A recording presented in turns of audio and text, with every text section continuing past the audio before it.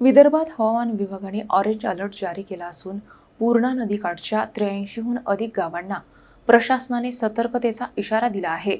संभाव्य विसर्गाच्या पार्श्वभूमीवर नागरिकांनी नदी नाले ओलांडू नयेत असे आवाहन करण्यात आले आहे। अकोला जिल्ह्यासह संपूर्ण विदर्भात हवामान विभागाने ऑरेंज अलर्ट जारी केल्याने प्रशासन सतर्क झाले आहे।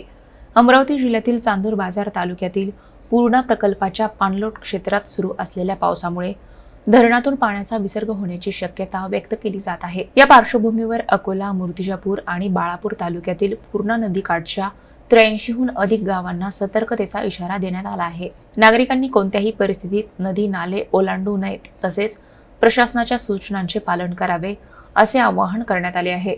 7 जुलै रोजी पूर्णा प्रकल्पाची पाणी पातळी 449.48 मीटर असून उपयुक्त पाणीसाठा 24.81 दशलक्ष घनमीटर तर धरणात 70.15% जलसाठा असल्याची माहिती प्रशासनाने दिली आहे। संभाव्य परिस्थिती लक्षात घेता आपत्कालीन यंत्रणाही सज्ज ठेवण्यात आली आहे।